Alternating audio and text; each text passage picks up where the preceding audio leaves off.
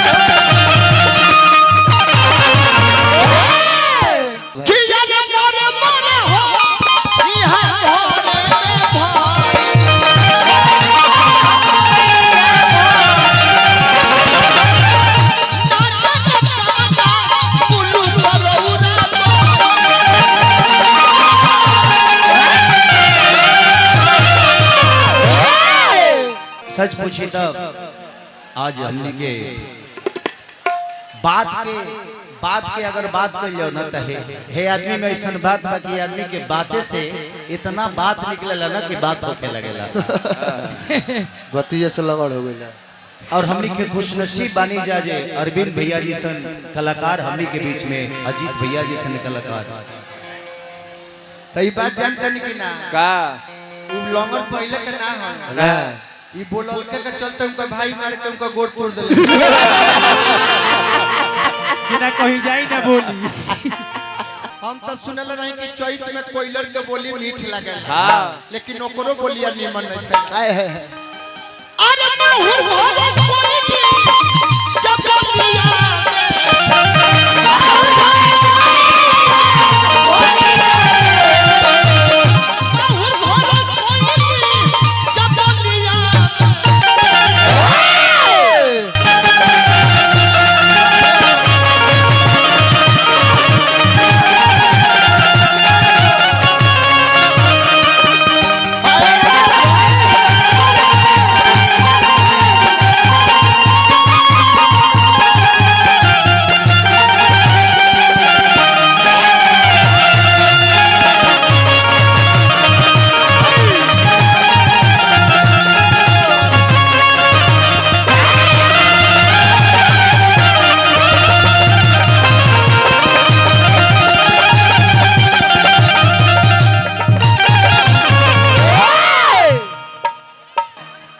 एक गीत तो हम चैता के गावत करने हां लेकिन यही गीत के मॉडलाइज करके हमने के एल्बम में भइल बा।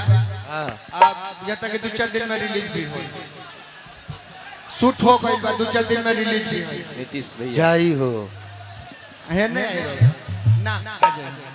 हमने ककलेश बाबा हाय हाय हाय तबला बहुत बाबा जिंदा रखे हैं, अपने ग्रंथ को जिंदा रखे हैं, अपने गायकी के माध्यम से, अपने हुनर के माध्यम से। मैं इन लोगों के लिए क्या बोल सकता हूँ, क्योंकि मैं भी इसी जगह से निकला हुआ व्यक्ति हूँ।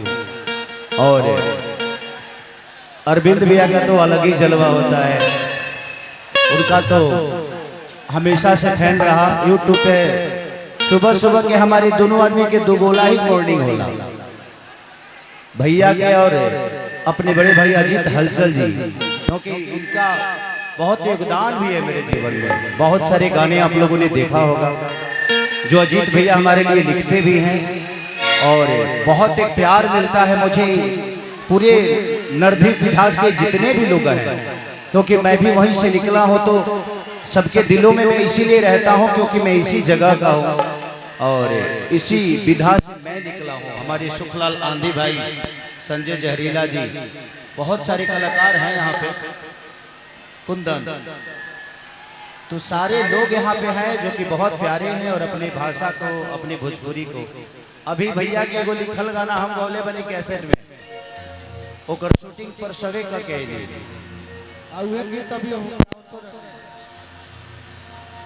हेलो एगो माइकवा का साउंड बढ़ाओ भाई। हम यही जी रहा हाँ, अभी तू लो मत बजे, हम यही बजा साज बाज बजाए बोले। 1 मिनट ए मामा दिखाओ रे। अरे तनी हट चलो बाबू, ए पंकज भैया हाई बेंजू बंद कर दिखाई, हाई बेंजुआ खोला, एने के बेंजू चालू करवाई, ओने के अभी बंद रखा, एने के हेलो मंच पर सब लोग बैठ जाओ, जे जहां बैठो सब लोग मंच में बैठ जाओ, रवा हटी सब लोग बैठो, बैठो सब लोग बैठिए, चलो बैठो।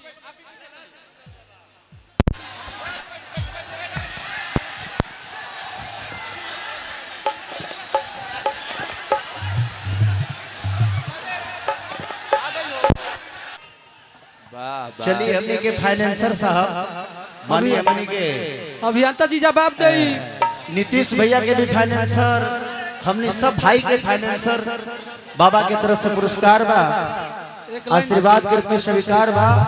आशीर्वाद के क्षमता तो हमारा लगे नहीं है, बट हम दुआ करब कि युवा पीढ़ी के जीवन ले चले के कार्य नीतीश बाबा करत नहीं, और भगवान बाबा के बहुत ऊपर लेके जाए, वहाँ के सहयोगी बन के हमनियों के चाहे जा, हमनियों के युवा बनी जा।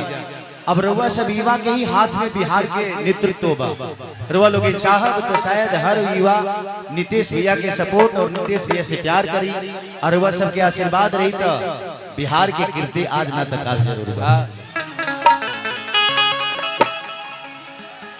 अब एकलौता रउआ ऐसन कलाकार बानी हाँ जौना ऊंचाई पर बानी, वो ऊंचाई पर जे भी बा ए नारदी से नहीं के, खाली रउरा के छोड़ के। है हमरा बुझात कि घर वापसी कइले बानी, हाँ तैरा और घर वापसी बा, तेगो मारी हो तत्काल है, आ हम हुरका बजाओ चल मुर्गा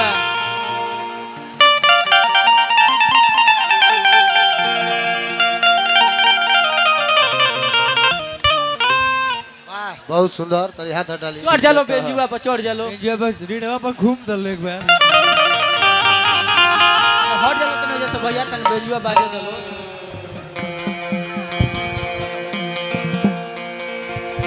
हेलो हेलो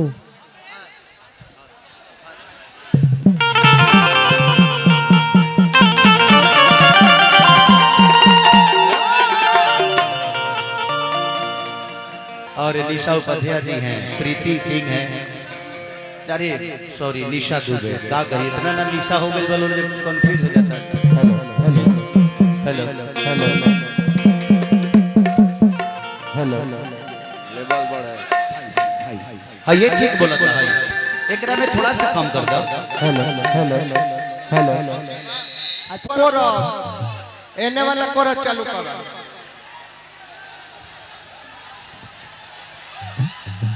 एने के कोरस बोला हो। हेलो तार